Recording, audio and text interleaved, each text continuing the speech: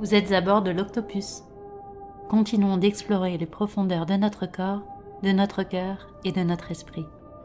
Naviguons ensemble pour découvrir les fondements de notre bien-être, reliés à ceux de notre société et de notre belle planète. Et surtout, connectons-nous à notre nature pour nous orienter et guider ceux que nous aimons vers une santé globale, durable et responsable. Belle et douce traversée à tous!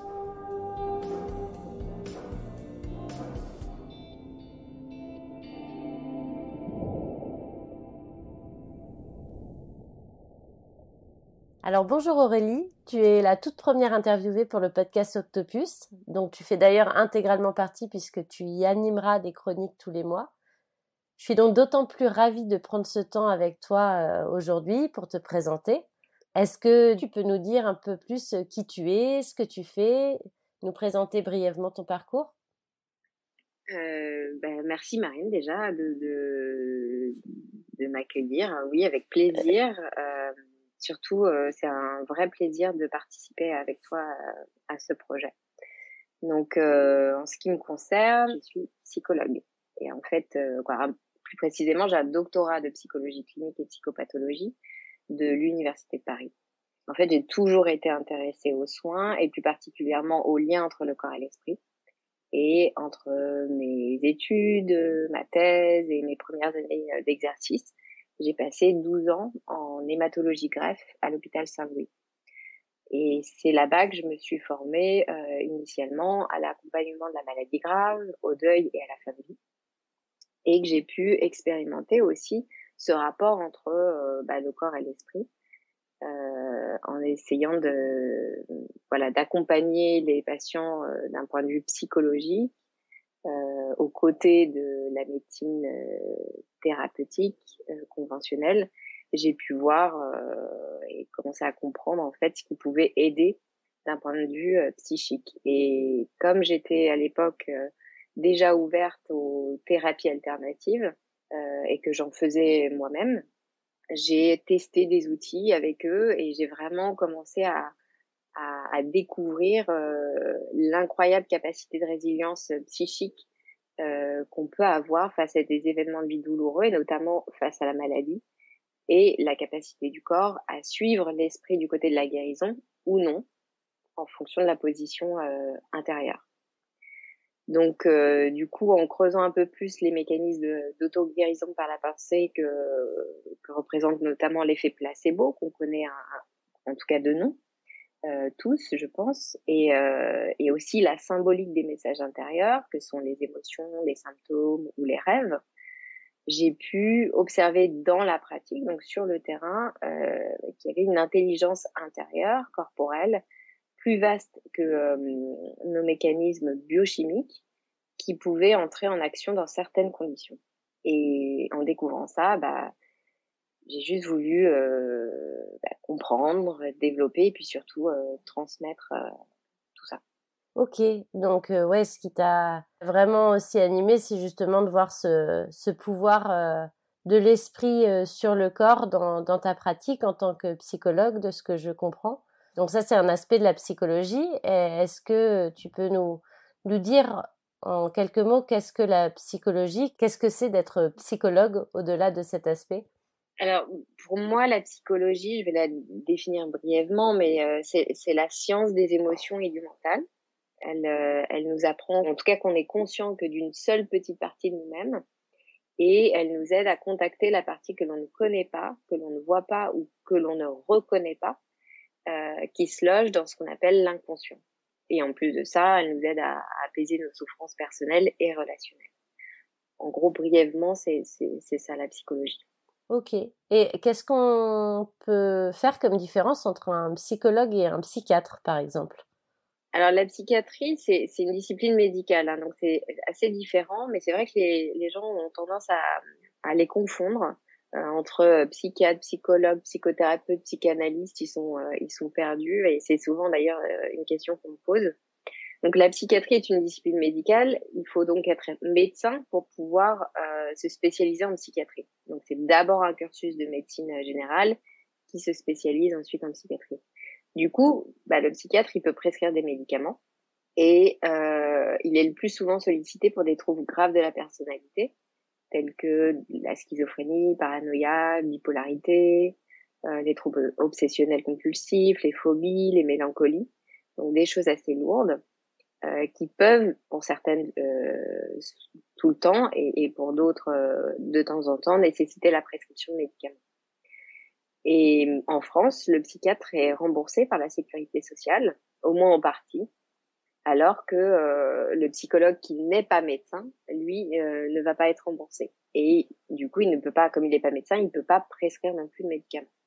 En fait, le psychologue, il a au moins un master professionnel de psychologie via un parcours universitaire, mais pas via la fac de médecine. Et donc, il n'est pas remboursé, même si, quand même, il faut savoir que certaines mutuelles dédommagent quelques séances par an et que quand vous voyez un psychologue, il faut aussi se renseigner auprès de sa mutuelle si ça peut donner, dédommager un petit peu, c'est déjà ça de prix. Sinon, ce qui relie le psychologue et le psychiatre, c'est le fait qu'ils sont tous les deux des diplômés d'État. Et de ce fait-là, ils sont tous les deux considérés d'emblée comme des psychothérapeutes. Par contre, on peut être psychothérapeute sans être ni psychologue ni psychiatre. C'est des psychothérapeutes qui sont diplômés d'une école de psychothérapie privée. La Gestalt thérapie, par exemple, en est une école de Gestalt. Et du coup, un psychothérapeute gestaltiste peut, par exemple, proposer donc une psychothérapie et pour autant, il sera pas forcément considéré comme psychologue clinicien. Généralement, c'est le terme qui va avec le mot psychologue derrière. Donc, voilà, une école privée qui ne fait pas partie de l'État. Est-ce que j'ai répondu à ta question? Oui, tout à fait. Non, mais c'était important. Je pense qu'il y a beaucoup de gens qui se posent aussi ces questions de savoir pourquoi consulter un psychologue plutôt qu'un psychiatre ou inversement. Et je pense que c'est important d'expliquer un peu la différence. Et donc, toi, tu es psychologue. Est-ce que tu as une approche de la psychologie en particulier? Parce que chaque psychologue, j'imagine, développe un petit peu ses outils, son approche. Je sais que tu as une approche assez holistique de la psychologie. Est-ce que tu peux nous expliquer un petit peu ce que c'est, cette approche que tu as? Moi, je suis diplômée de psychologie clinique, donc vraiment la psychologie classique. Aujourd'hui, je me revendique psychologue holistique, mais c'est pas un terme académique. C'est juste une approche personnelle de l'être humain où holistique vient de whole qui veut dire le tout. Et en gros, l'idée, c'est de considérer l'être humain entier, j'aime bien le dire, on le retrouvera dans les chroniques, entier, on peut entendre aussi entière en 3 parties, le corps, les émotions et le mental, où tout ça est pris en compte, mais c'est aussi le cas de la psychologie classique. Par contre, ces 3 parties, le corps, les émotions et le mental, sont issues d'une même structure de base, une même structure énergétique, et donc il y a aussi la sphère énergétique qui est prise en compte, et du coup le côté un peu plus spirituel, en plus du côté purement psychologique. C'est un peu ça la différence entre la psychologie qu'on appelle holistique et la psychologie classique. Ouais, donc tu t'occupes pas forcément que du mental, parce que finalement, quand on va voir un psychologue, on y va aussi pour le côté très mental, mais tu fais vraiment le lien entre toutes les dimensions qui nous composent, c'est-à-dire le corps, les émotions, le mental, et donc c'est un accompagnement vraiment sur un mieux-être sur tous les plans. Oui, surtout que, en fait, par définition, chaque dimension de notre être est limitée.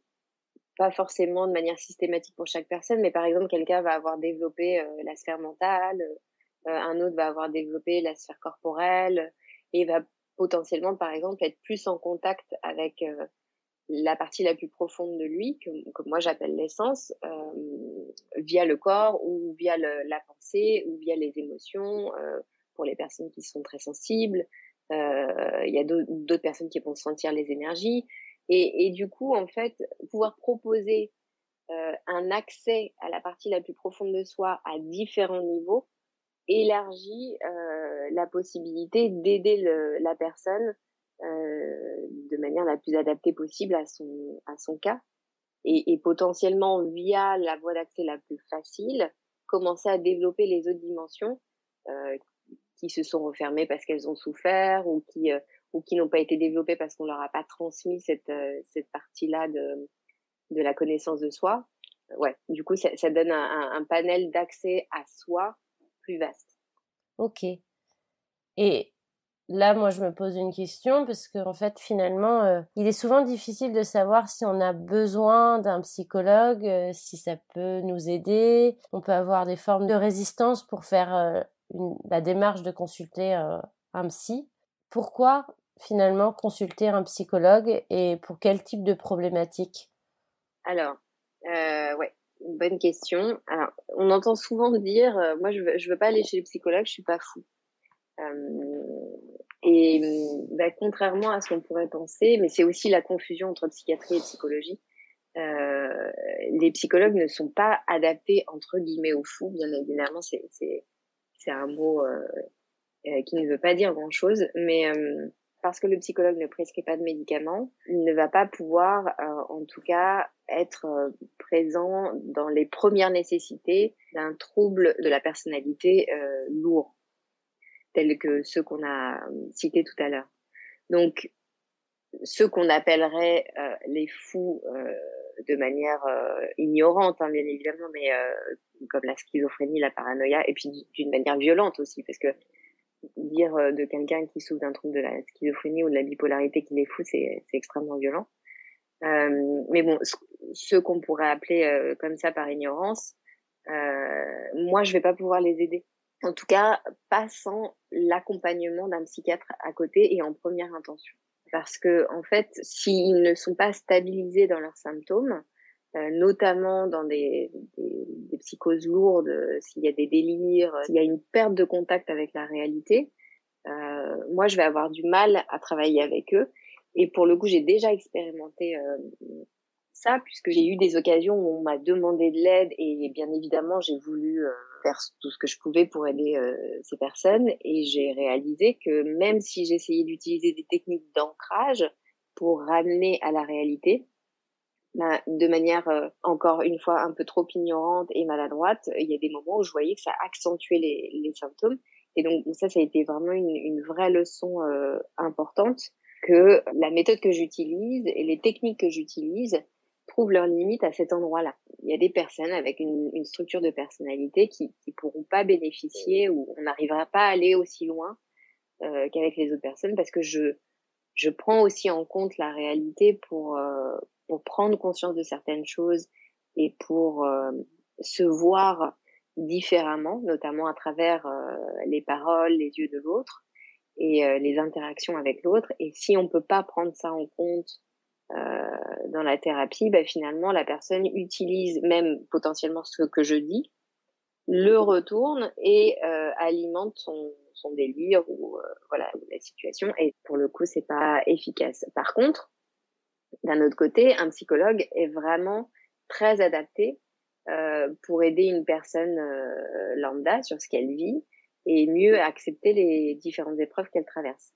Donc tout ce qui est de l'ordre du deuil, des séparations, des crises relationnelles, des problèmes professionnels, des maladies, des accidents, des événements de vie tout simplement qui peuvent nous arriver et nous perturber. Là pour le coup un psychologue est très adapté parce qu'il va pouvoir guider la personne à ces endroits-là. Et donc voilà, les personnes qui se retranchent derrière je veux pas aller voir un psy parce que je suis pas fou, maintenant ils sauront que s'ils sont pas fous, justement, ils peuvent aller voir un psy. Oui, et puis surtout qu'on a tous tendance à tourner en boucle, en fait, sur certaines questions, pour certains changements qu'on n'arrive pas à faire, certains choix, certaines situations. On a nos amis qui sont là potentiellement, notre famille qui nous écoute, mais qui n'a pas forcément le temps et l'espace disponible, finalement, et qui n'a pas forcément le recul nécessaire et les compétences d'un psychologue. Alors, il y a plusieurs bénéfices en fait du psychologue par rapport aux proches. C'est que de manière similaire, avec un psychologue comme avec vos amis ou votre famille, vous allez pouvoir vous confier. Ça, bien sûr, on peut le faire avec des proches. Je m'y inclus aussi. Mais par contre, l'avantage du psy, c'est qu'il va être neutre. Donc, il fait pas partie de l'histoire. Donc, ça veut dire qu'on peut parler de tout ce qui nous touche, Alors que, par exemple, avec un proche, on va se confier principalement sur ce qui ne touche pas le proche, ou alors on est dans essayer de régler un conflit ou un mal-être, et du coup, on aborde un sujet qui touche le proche, mais du coup, le proche est émotionnellement impliqué à ce moment-là. Le psy, lui, comme il va jamais être impliqué, puisqu'il fait pas partie des proches, il va pas être émotionnellement impliqué. Ça veut dire quoi? Ça veut dire que quand il va écouter le patient, il va pas être connecté à son ego, à la partie de lui qui souffre et qui a envie de réagir ou de se défendre. Et ça, c'est vraiment important parce que l'ego, quand on se connecte à l'ego, quand on écoute quelqu'un, on alimente le problème. Alors que quand on a une écoute déconnectée de l'ego, donc que j'appelle essentielle, en tout cas connectée à une partie plus intuitive de soi, qui est vraiment là pour recevoir la parole de l'autre de manière inconditionnelle. Là, cette réception est riche parce qu'en fait, même dans le silence et dans l'écoute, si la présence est là, la personne va déposer des choses, mais elle va ressentir une différence que quand elle dépose et que ça n'est pas reçu. Et en plus, l'écoute qu'un psychologue va avoir du coup de manière neutre va être beaucoup plus riche parce qu'il va voir à travers ce que dit le patient ce qu'il ne voit pas ou ce qu'il ne comprend pas de lui-même et de sa propre problématique qu'il joue avec les autres. Alors que le proche, lui, va dire, mais attends, tu dis ça, mais toi, tu fais ci, toi, tu fais ça, généralement, quand il est impliqué. Ou quand il n'est pas impliqué, il va potentiellement aller dans le sens de la personne, lui dire, bah oui, t'as raison, c'est injuste, c'est dégueulasse, c'est qu'un con, c'est qu'une conne, entre guillemets.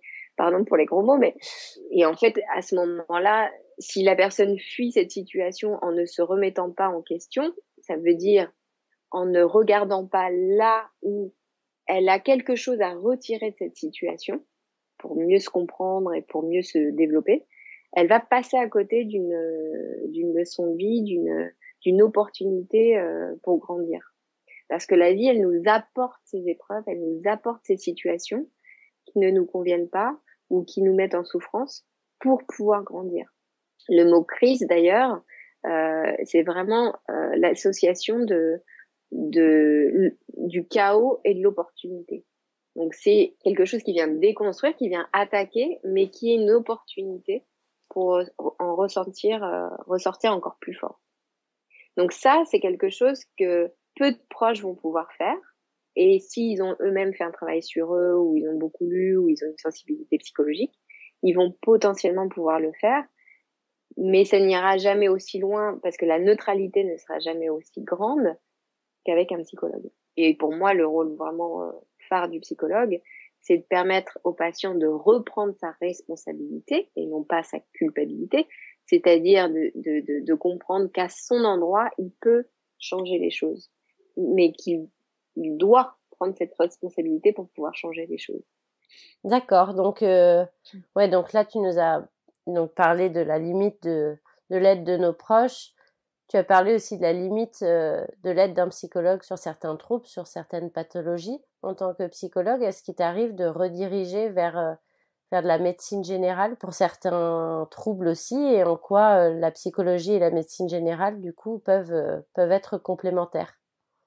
Alors, généralement, ça arrive plutôt en sens inverse, c'est-à-dire que les gens sont malades, donc ils sont suivis médicalement, et ils viennent me voir parce qu'ils ont une sensibilité sur ce que la psychologie peut faire sur le corps. En fait, ils ont déjà cette ouverture d'esprit que ils ont un problème physique et qu'un psychologue peut ajouter une pierre à l'édifice de la guérison, de l'amélioration de la situation. C'est rarement l'inverse qui se produit.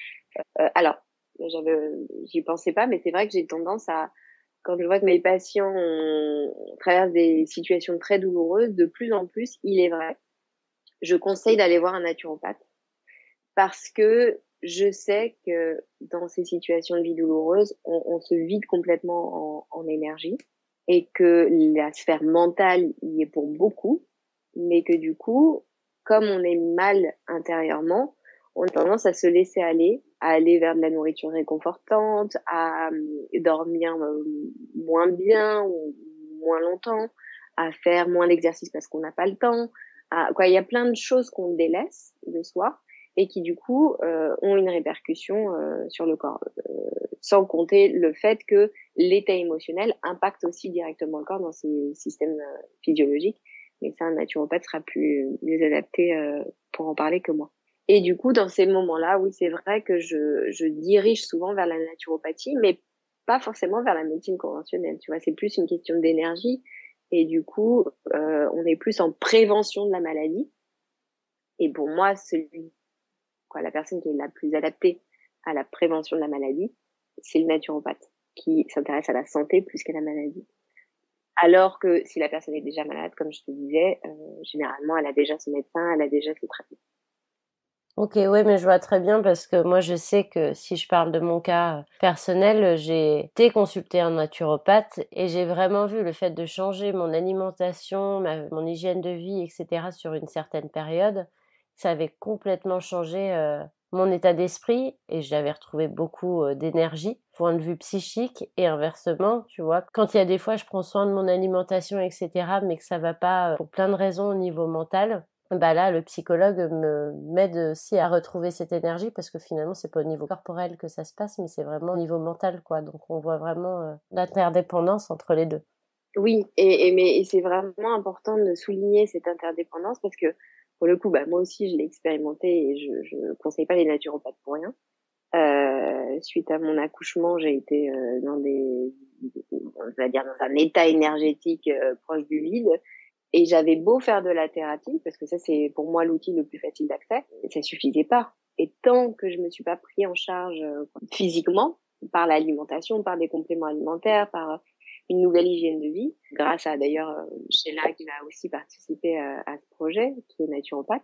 Tant que j'avais pas fait ça, j'arrivais pas à remonter la pente. Vraiment, c'était des outils, ça m'aidait sur le moment, mais à long terme, ma fatigue continue à se chroniquiser. Et le problème avec la fatigue chronique, c'est qu'elle entraîne des états émotionnels perturbés. Et quand on est extrêmement fatigué, tout est perçu de manière très sensible, tout est interprété, projeté à travers un filtre personnel lié à nos peurs, parce que comme notre énergie est basse, nous vibrons une énergie basse, du coup nous attirons des émotions basses, et c'est les émotions les plus douloureuses. Donc, c'était un cercle vicieux duquel je n'arrivais pas à complètement sortir uniquement avec la thérapie. Donc, c'est vraiment interdépendant, comme tu dis. Ok, bah merci beaucoup pour ces précisions. Et est-ce que je repars un petit peu sur le côté psychologue parce que je trouve aussi que c'est difficile de savoir où chercher, par où commencer, et de savoir aussi si le professionnel que l'on a trouvé, il nous aide ou il est vraiment adapté à nos besoins. Est-ce que tu aurais des conseils, toi, pour choisir finalement son psychologue ou pour savoir s'il est vraiment adapté à ce que l'on recherche? Bien sûr, ce qu'il faut comprendre, c'est qu'une psychothérapie, c'est d'abord une relation thérapeutique. Donc, c'est vraiment primordial que le patient se sente en confiance, qu'il soit sûr qu'il n'y aura pas de jugement pour pouvoir tout dire sans secret ni tabou. Si on cache des choses à son psy, on ne peut pas aller plus loin que ce qu'on lui dit, en fait. Et donc, on garde des parties de nous sous cloche qui peuvent pas s'apaiser, qui peuvent pas guérir. Un psy, contrairement à ce que les gens ont l'air de croire quand on me rencontre en soirée, on me dit ah t'es psy, mince, tu vas lire dans mes pensées. Je sais pas ce que les gens s'imaginent, mais un psy n'est pas voyant ou médium, ou il ne lit pas dans les pensées. Donc si on lui dit pas les choses, bah il pourra pas travailler avec ça. Donc pour pouvoir lui dire, il faut avoir entièrement confiance en lui. Et donc ça passe par la relation, par le feeling. Et c'est pour cette raison que je conseille d'en rencontrer plusieurs au début quand on veut entamer ce processus. Une fois, ça suffit, hein, en rencontrer plusieurs une seule fois, et de voir la personne avec qui vous êtes le plus à l'aise, le plus en confiance. Et pour chaque personne, les critères importants vont être différents. On voit aussi beaucoup de gens qui font des psychothérapies pendant très longtemps, mais qui sont dans une relation peut-être des fois de dépendance vis-à-vis de leur psy. Est-ce que selon toi, un bon psy aussi, c'est quelqu'un qui sait rendre un patient finalement autonome? Oui, alors pour le coup, c'est une des particularités de mon approche. Je crois vraiment profondément au fait que notre rôle de psychologue, c'est d'abord de rendre autonomes nos patients. Donc, c'est aussi pour ça que j'ai eu envie de développer une méthode de développement personnel que j'ai appelée la position essentielle, parce que j'avais envie de donner les outils aux patients pour qu'ils puissent pratiquer par eux-mêmes et devenir autonomes et comprendre en fait comment ils fonctionnent intérieurement et pouvoir petit à petit contacter leur propre guide intérieur, leur propre psychologue intérieur, si on peut dire comme ça, pour pouvoir un jour ne plus avoir besoin de moi en fait. Et je pense vraiment que notre rôle c'est ça.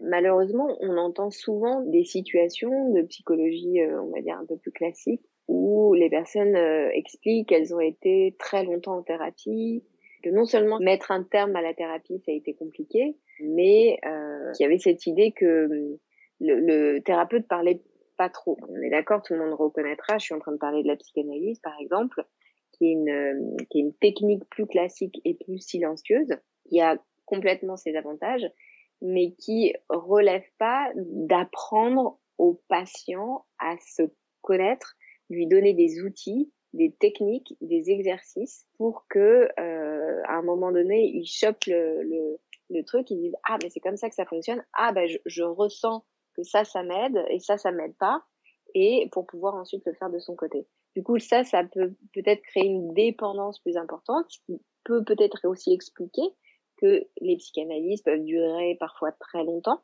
Et pour le coup, j'ai été formée à ça, à Paris Descartes, mais j'ai voulu très vite en sortir. Déjà parce que moi, je l'ai expérimenté en tant que patiente, en tant que psy, j'ai moi-même mes accompagnants. Je l'ai expérimenté et j'ai vu que il y avait des choses qui me convenaient pas personnellement, mais ça c'est lié à ma sensibilité et mes besoins. Mais ensuite, avec mes patients et notamment à l'hôpital où on était sur des problématiques très graves, ça suffisait pas d'être silencieux, ça suffisait pas de tenir la main, ça suffisait pas de juste dire oui, c'est dur. À un moment donné, il fallait entrer dans l'action et positionner le patient dans l'action.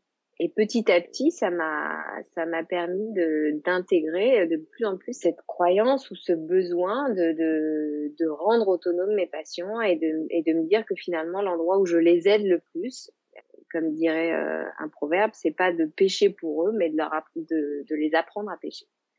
Donc un jour, ils n'aient plus besoin de moi pour se nourrir. Oui, puis en plus, on le voit dans notre vie même perso, plus on est autonome, plus on a confiance en nos propres ressources et plus on va vers ce qui nous rend, ce qui nous apporte le plus de joie finalement. Enfin, la position essentielle, c'est aussi beaucoup ça, parce que j'ai fait cette formation avec toi l'année dernière. Et ce qui m'a apporté plein d'outils, et notamment tu développes beaucoup l'ego et l'essence, la différence entre les deux, et qui est super intéressante. Et moi, ça m'aide vraiment aujourd'hui de savoir un petit peu où est mon ego et en quoi il peut me servir, en quoi il ne me sert pas. Et j'aimerais bien que tu justement nous expliques un petit peu qu'est-ce que c'est l'ego pour toi et quel est notre rapport à cet ego, quel est son rôle finalement dans notre bien-être et dans notre rapport à la santé.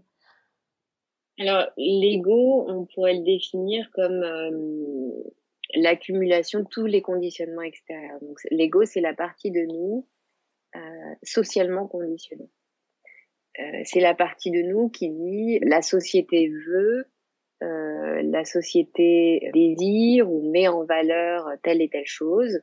Et la société, ça commence par nos parents, hein, et ensuite les amis, et puis voilà la culture dans laquelle on est, religion ou pas, nationale, etc. Donc c'est vaste, et les réseaux sociaux en font partie. Donc voilà, à l'extérieur, on me dit que ça c'est bien et ça c'est mal, donc je me conditionne à répondre à ces critères, ou je me conditionne à être malheureux parce que je n'arrive pas à répondre à ces critères. Donc c'est ça d'abord, essentiellement l'ego. Et ensuite, c'est la partie, j'ai envie de dire, humaine de nous, purement humaine, sociale, qui est blessée par les différentes épreuves de vie qu'on vit et qui va mettre en place des mécanismes de défense, qui va mettre en place des protections. Alors, il va y avoir des protections qui vont être nécessaires, notamment quand on arrive à mettre des limites dans des situations qui nous manquent de respect ou qui nous malmènent. Donc c'est là où l'ego va être vraiment important et utile quand il va nous protéger d'un danger réel, d'une problématique réelle. Là où il va complètement nous parasiter, c'est quand il va nous faire projeter des choses, donc nous faire imaginer des dangers qui ne sont pas réels, qui sont imaginaires, qui sont dans notre tête, reliés à nos blessures, à nos mémoires souffrantes, et que du coup, il va, malgré nous, créer des conflits dans les relations, enfin, créer d'abord des conflits à l'intérieur de nous, et ensuite créer des conflits dans les relations. Donc, cette partie-là de nous, c'est surtout la partie qui veut être aimée par l'autre, mais qui du coup n'est pas dans l'écoute de soi, qui fait passer les besoins de l'extérieur avant les siens. Et l'essence, à contrario, ça va être vraiment la partie de nous profonde qui sait. Si on contacte cette partie-là de nous, si on peut l'écouter, on va vraiment pouvoir aller se diriger vers nos besoins les plus profonds. Et c'est ce qui va nous rendre heureux, au-delà de ce que la société nous fait miroiter, en fait. Ok. L'essence de ce que j'ai compris, en plus, c'est très, très connecté à notre corps et à l'écoute du corps. Et c'est peut-être quelque chose aujourd'hui où on n'est plus forcément habitué de s'écouter sur cet aspect-là, et on va plus écouter ce que justement la société nous impose comme modèle ou ce qu'il faut faire, et à s'en comparer aussi avec beaucoup de choses qui nous entourent. Ouais. On est vraiment dans une société qui valorise l'intellect. D'ailleurs, en France, on est dans une culture où le diplôme a plus d'importance que l'expérience. Et d'ailleurs, sans diplôme, on peut rien faire, mais avec un diplôme, on se demande bien ce qu'on peut faire aussi. Donc, c'est vraiment compliqué. Les papiers passent avant, le statut passe avant tout, alors que dans d'autres pays, l'expérience va être privilégiée au diplôme.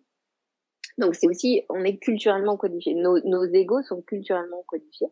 Du coup, on n'est pas tous égaux d'égaux parce que en fonction de notre culture nationale, mais notre culture familiale, notre culture professionnelle, voilà, on va être codifiés différemment. Ces codes, est-ce que justement ils nous empêchent un petit peu de contacter ce qui est important pour nous et ce qui nous met en joie finalement? Oui, tout à fait. C'est ce que je disais tout à l'heure, c'est que l'extérieur passe avant l'intérieur. Du coup, on pourrait définir notre ego comme la vérité extérieure et notre essence comme la vérité intérieure. Et du coup, on est dans une société qui, parce qu'elle est pyramidale, nous dit que l'autre, l'extérieur, c'est mieux que nous. Le parent, c'est mieux. Le médecin, c'est mieux. Le psy, c'est mieux. Le président de la République, c'est mieux. Le prof, c'est mieux. Et on est vraiment dans cette culture où l'autre, c'est mieux que nous, ce qui est bon pour nous, mais où on nous donne pas la clé pour devenir ce médecin en soi, ce président en soi, ce parent en soi, ce psy en soi. Et c'est là où contacter et développer sa vérité intérieure a un réel bénéfice, c'est que on va chercher l'aide à l'extérieur pour pouvoir, en apprenant du maître, c'est toutes les philosophies bouddhistes et zen, on est un apprenti sage, on est en apprentissage pour pouvoir maîtriser et devenir maître de ce qu'on est venu apprendre, jusqu'à ne plus avoir besoin du maître. C'est ça l'avantage de savoir écouter son essence ou d'être continuellement dépendant de l'ego et donc de la vérité. De ce que tu nous dis, on peut vraiment redevenir acteur de son bien-être finalement, en écoutant de plus en plus son essence, sa vérité intérieure, et du coup redevenir acteur aussi de sa santé, entendu plus comme quelque chose de l'ordre du bien-être corporel par exemple. De sa santé de manière générale. Ouais, tout à fait. Alors moi, ce que je trouve extrêmement intéressant quand on s'intéresse au lien entre le corps et l'esprit, c'est que le corps, à travers les symptômes qu'il développe, que ce soit les symptômes accidentels, les traumas accidentels, comme une entorse ou un torticolis ou une maladie, est vraiment en train de nous parler. Quand on parle de symbolisme du corps, de symbolisme des messages du corps, beaucoup trop de gens encore considèrent ça comme oh non mais c'est quoi ce truc, c'est trop bizarre, c'est trop abstrait, c'est trop ésotérique. C'est souvent le terme qui est utilisé pour rejeter ces connaissances-là. Or, l'expérience montre que quand on écoute le corps, il nous guide, c'est notre plus grand guide. Comme tu disais tout à l'heure, l'essence, cette petite voix intérieure qui sait, elle se contacte en écoutant le corps. Et là, je reprends le fil qu'on avait perdu tout à l'heure. C'est que on est dans une société qui valorise l'intellect, donc on est tous beaucoup dans notre tête. Beaucoup d'entre nous se sont coupés du corps. Et l'avantage avec toutes les nouvelles modes, entre guillemets, qui ramènent le yoga au devant et les soins énergétiques au devant, c'est que le corps peut à nouveau être entendu, être écouté différemment. Et ce corps-là, il a toute la connaissance de notre être. Cette connaissance, comme elle est cellulaire, elle est énergétique, elle est vibratoire, elle n'est pas limitée à notre cognition. Notre cerveau, lui, notre connaissance mentale, elle est limitée à tout ce qu'on a expérimenté ou à tout ce qu'on nous a transmis de manière extérieure. C'est-à-dire qu'on a appris par l'autre sans en faire l'expérience. Mais ça peut pas aller au-delà de ça. Alors que dans la connaissance du corps, il y a tout notre patrimoine génétique, avec tout le patrimoine familial, avec tout le patrimoine collectif, avec tout le patrimoine naturel, environnemental qui nous entoure, puisque nos cellules, elles sont continuellement en contact avec l'environnement. La respiration, c'est vraiment le premier système physiologique qui relie l'intérieur à l'extérieur. Et à travers cet oxygène qui nous vient des arbres, qui nous vient de l'extérieur, qui entre dans nos cellules, on peut nous se défaire, rejeter ce qui peut nous intoxiquer ou ce qui n'est plus nécessaire en nous. Et ce système biologique là, il est dans le micro comme il est dans le macro, c'est-à-dire que il fonctionne aussi à tous les niveaux, au niveau émotionnel, au niveau mental. Et d'ailleurs, c'est l'épigénétique aujourd'hui qui nous apprend comment l'environnement extérieur d'une cellule l'influence génétiquement. Et quand on entend environnement extérieur, on entend tout ce qui est autour de la cellule, mais qui peut être à l'intérieur du corps. Donc, c'est la qualité des systèmes physiologiques, de la santé physique, mais c'est aussi la qualité de nos émotions et la qualité de nos pensées, qui agissent tous sur l'environnement, notamment aqueux de la cellule, qui est nécessaire pour qu'elle puisse se transformer et qu'elle puisse évoluer. Donc, et l'eau, en philosophie traditionnelle et orientale, est reliée aux émotions. Et donc, je trouve que c'est pas anodin que les transformations cellulaires aient besoin de l'eau pour opérer. Et qu'en psychologie, on remarque que c'est en se connectant à nos émotions qu'on arrive à créer les plus grandes transformations intérieures.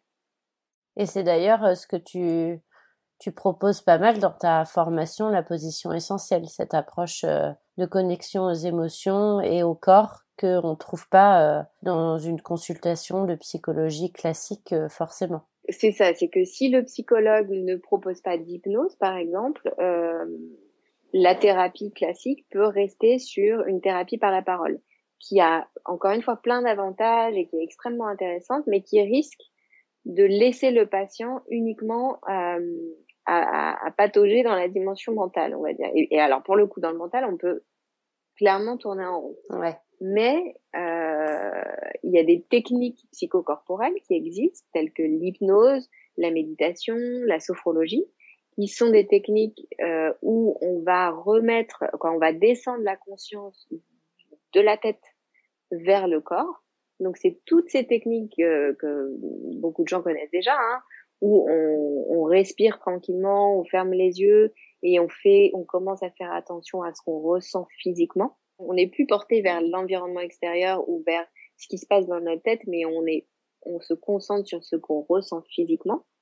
Le corps étant le siège des sensations émotionnelles.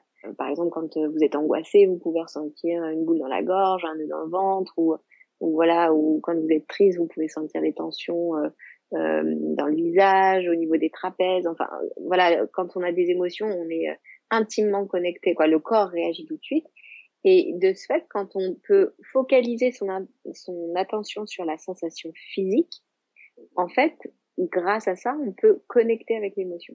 Et via des exercices spécifiques, on va pouvoir accueillir l'émotion via la sensation physique au lieu de lutter contre elle. Et l'expérience, toutes les expériences thérapeutiques nous montrent qu'à chaque fois qu'on est en conflit, qu'on est en lutte, on alimente le problème, alors que quand on est dans l'acceptation, on le résout. Ok, ben on voit bien ici toute la dimension holistique que tu proposes dans ton approche de la psychologie. Et du coup, par rapport à ça, j'avais une question aussi, c'est en quoi, selon toi, la psychologie, selon une approche holistique, comme tout ce que tu viens d'expliquer, va nous permettre d'aller vers une santé globale, durable et responsable, qui est finalement l'objet de ce podcast, aller vers une santé qui dure dans le temps, qui prend en considération toutes les parties de notre être et où on est enfin acteur de son bien-être et où on n'est pas dépendant de tout un système. Pour la partie globale, en fait, c'est ce qu'on disait tout à l'heure, comme on s'intéresse, en tout cas en psychologie holistique, à l'individu dans son entièreté, et que du coup, on s'intéresse aux dimensions corporelles, émotionnelles, mentales, mais aussi énergétiques et plus spirituelles, on est vraiment sur une prise en charge globale. D'ailleurs, moi, c'est pas parce que je m'intéresse à toutes ces dimensions que je vais être celle qui va traiter toutes ces dimensions. Il m'arrive très souvent, en consultation, de conseiller à mes patients d'aller voir tel ou tel spécialiste en médecine, en thérapie alternative, très souvent, pour aider la dimension énergétique, pour aider la dimension corporelle, pour aider les dimensions qui sont difficiles d'accès.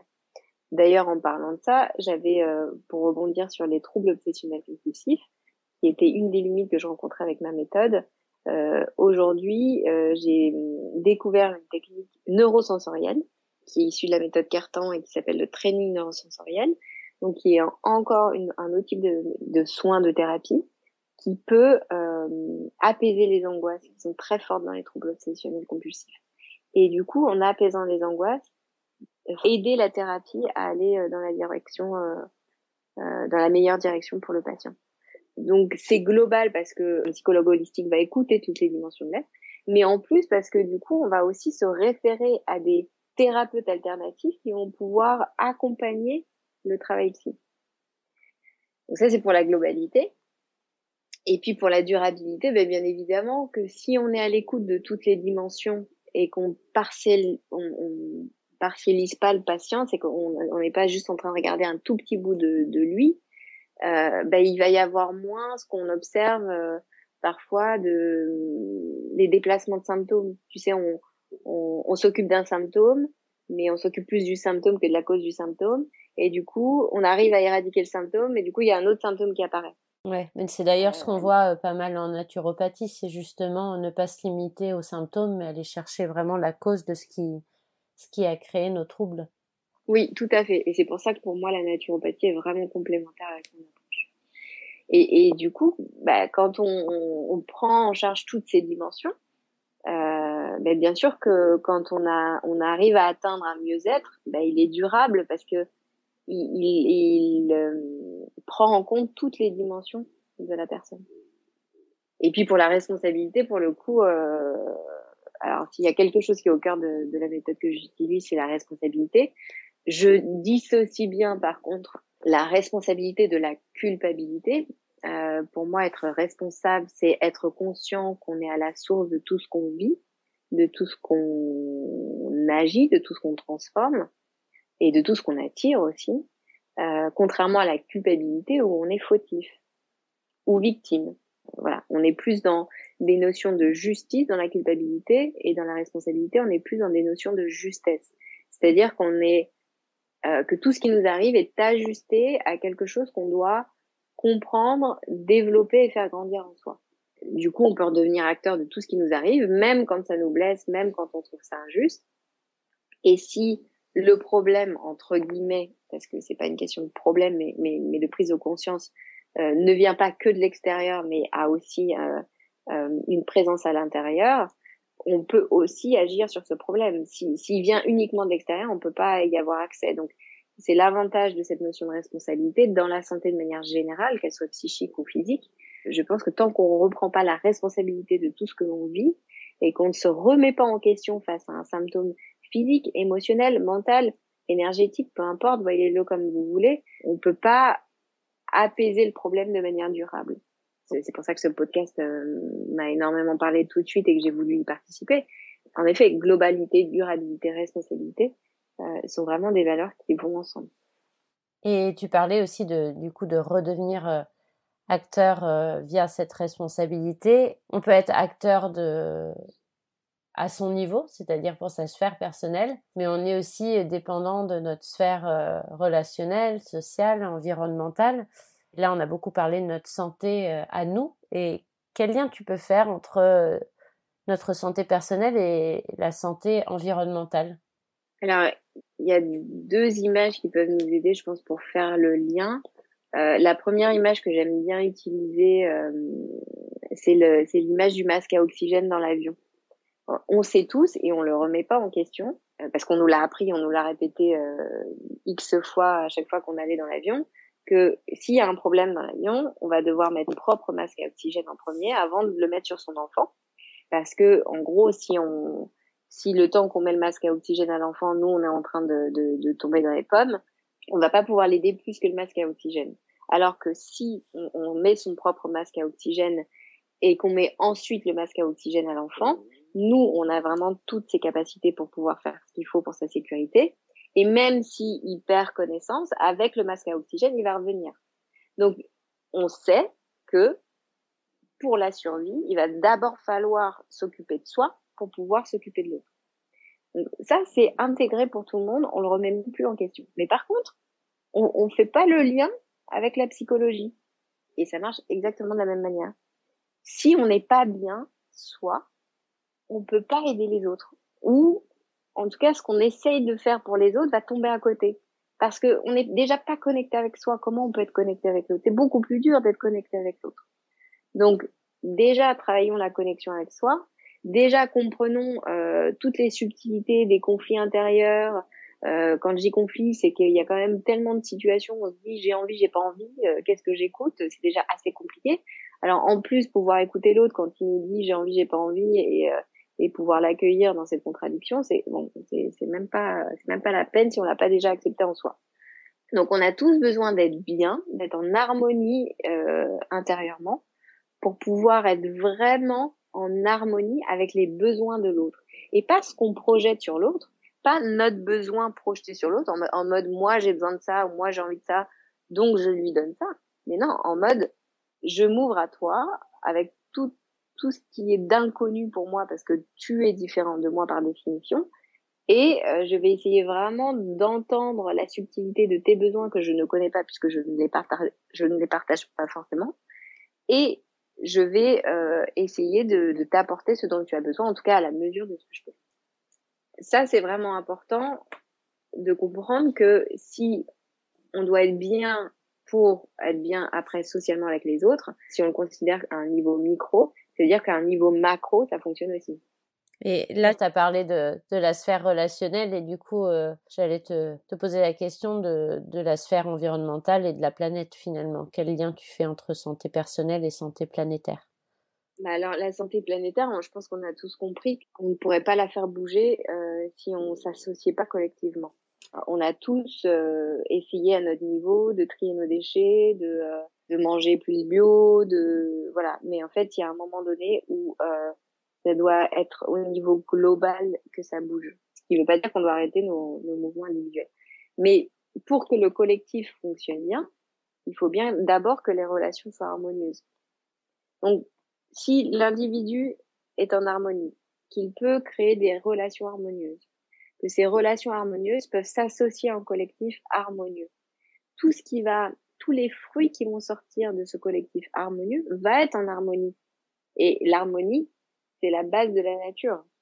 Tout est harmonieux dans la nature. Donc forcément, ça ira vers des actes, vers des comportements en harmonie avec les besoins de la nature.